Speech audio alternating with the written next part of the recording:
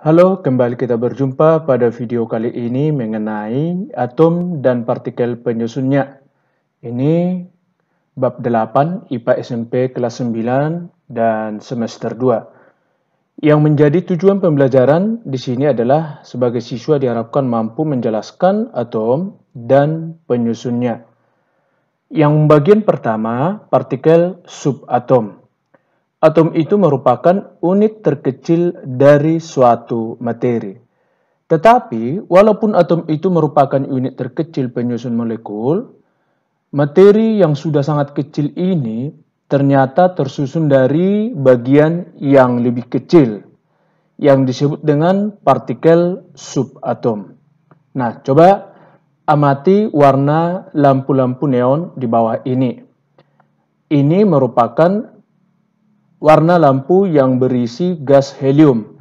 Ini lampu yang berisi gas neon, argon, dan ini lampu yang berisi gas krypton, dan ini xenon. Nah, yang menjadi pertanyaan, mengapa lampu-lampu tersebut mengeluarkan cahaya berwarna-warni setelah dialiri arus listrik?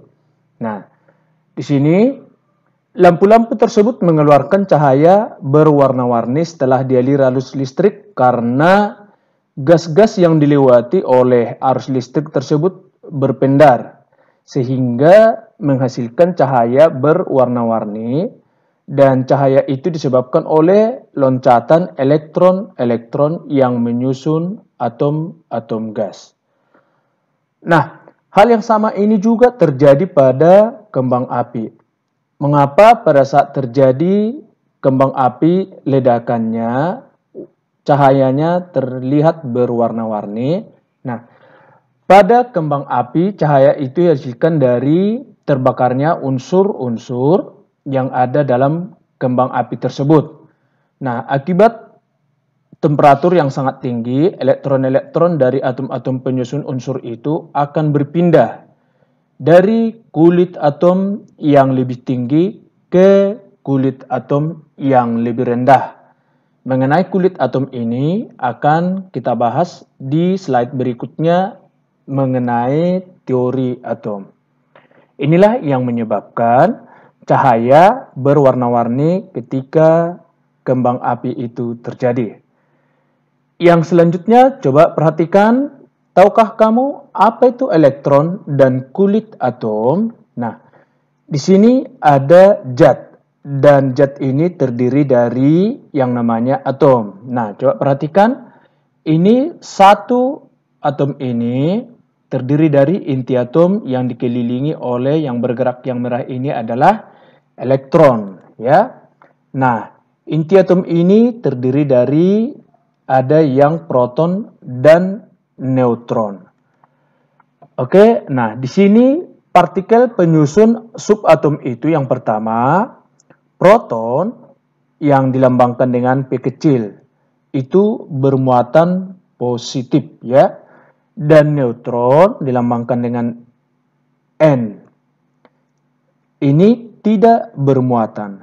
Sedangkan elektron yang bergerak ini, yang mengelilingi inti atom ini, dia bermuatan negatif. Nah, dari ini dapat disimpulkan bahwasanya proton dan neutron membentuk inti subatom yang dikelilingi oleh elektron, di mana elektron dalam mengelilingi inti atom pada tingkat energi tertentu.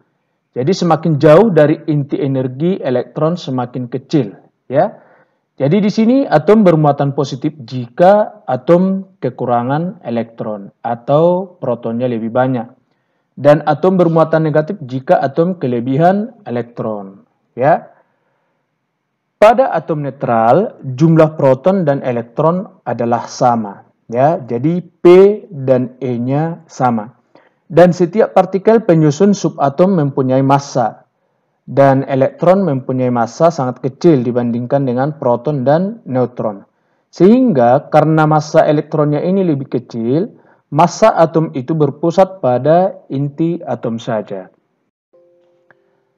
Oke, contoh model atom gas helium atau lambang unsurnya He. Coba perhatikan, ini adalah merupakan model atom si helium.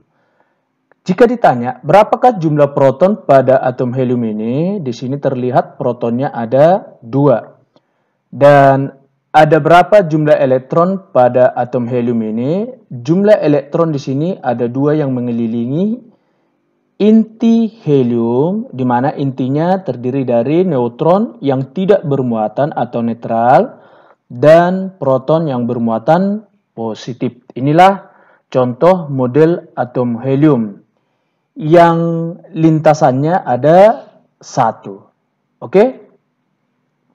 Yang selanjutnya perkembangan teori atom, ya.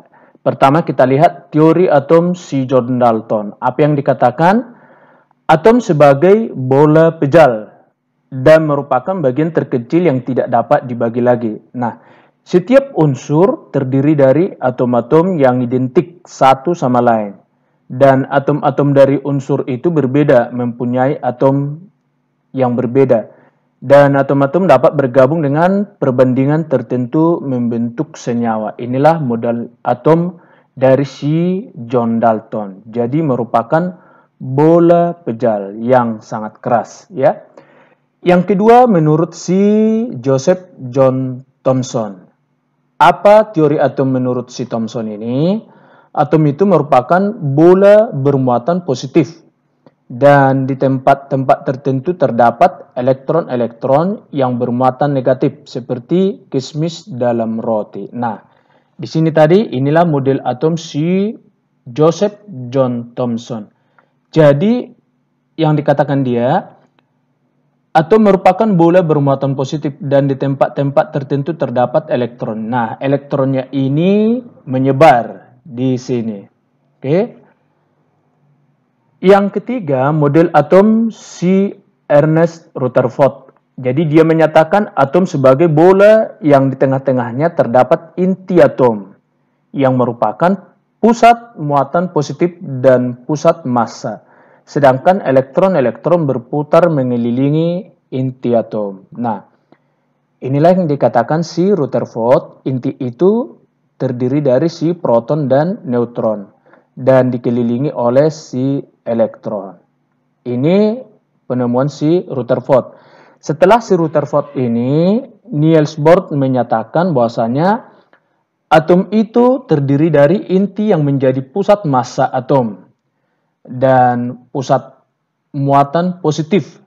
Sedangkan elektron bergerak mengelilingi inti pada lintasan tertentu. Orbit-orbit yang disebut kulit-kulit atom. Selama elektron mengelilingi inti, elektron tidak memancarkan energi. Jadi si Rutherford tadi tidak menyatakan elektron itu pada tertentu. Jadi bebas dia mengelilinginya. Sedangkan si Niels Bohr dia pada lintasan tertentu. Jadi dia tidak asal-asalan. Nah, ini merupakan model atom si Niels Bohr. Dan dikatakan tadi bergerak di sekelilingin inti atom pada lintasan tertentu. Nah, jadi lintasan ini merupakan kulit atom, ya. Jadi lintasan ini, yang ini tadi merupakan kulit. Jadi kalau di gambar ini ada 2, ya, ada 2 kulitnya. Yang pertama, yang ini ada 2 elektronnya, ini 1 baru yang, dan yang lintasan kedua ada 4 elektronnya, ya, ini. Nah, kulit atom ini menurut Niels Bohr berjumlah 7. Nah, para kimiawan menggunakan huruf K, L, M, N, O, P, dan Q. Di mana kulit K merupakan kulit yang pertama, ya. Dan ini K ini yang paling dekat terhadap inti. Ini K paling dekat terhadap inti. Kulit yang kedua yaitu L, yaitu kulit yang kedua. Kulit M merupakan yang ketiga, N yang keempat, O yang kelima, P yang keenam, dan kulit Q adalah kulit terjauh dari inti atom ini. Inilah menurut si Niels Bohr. Jadi elektron bergerak mengelilingi inti pada lintasan tertentu. Adakah teori atom setelah Niels Bohr? Ada. Itulah yang keempat, yaitu modern mekanika gelombang. Yaitu atom tersusun atas partikel subatom, yaitu neutron dengan lambangnya N, proton P, dan elektron. Neutron dan proton menjadi satu membentuk inti yang padat, disebut nukleus atau inti atom. Dan elektron ini bergerak di sekeliling inti hampir dalam kecepatan cahaya membentuk awan elektron yang disebut orbital. Ya, pada awan elektron tersebut posisi elektron tidak dapat ditentukan. Ya, itulah menurut si modern mekanika gelombang. Jadi teori atom yang paling tinggi adalah si teori atom mekanika gelombang, di mana menurut si Niels Bohr tadi, atom itu mempunyai kulit-kulit atom tempat elektron mengelilingi inti atom. Jadi kulit atom tadi, lintasan itu tadi ya, yang mengelilingi inti atom. Kulit atom yang paling dekat dengan inti atom mempunyai energi paling rendah. Dan kulit atom yang lebih di luar mempunyai energi lebih tinggi. Elektron yang berada pada kulit atom paling dalam dapat berpindah ke kulit atom yang lebih luar jika menyerap energi dari luar atom. Nah, energi di sini dapat berasal dari panas pembakaran atau dari energi listrik yang melewati atom-atom itu. Jadi, elektron yang terletak pada kulit atom paling luar akan mendapatkan gaya tarik yang lemah dari inti atom. Jadi, elektron pada kulit atom paling luar mudah lepas dari kulit itu, sehingga atom dapat kehilangan elektron, ya, kulit terluar ya. Dan yang terakhir, bila jumlah elektron dan jumlah proton dalam suatu atom tidak sama, maka atom tersebut akan bermuatan atau menjadi ion. Nah, proses pembentukan ion disebut ionisasi. Ya. Jadi kalau sama proton dan elektron, dia itu netral. Dan jika elektron dan protonnya tidak sama, maka itu akan menjadi ion. Kenapa tidak sama tadi? Karena elektron di kulit terluar dapat berpindah ke kulit yang lain. Itu ya. Oke, itu mengenai teori atom. Jadi sampai di sini pembahasan mengenai teori atom. Semoga itu dapat bermanfaat. Sekian dan terima kasih.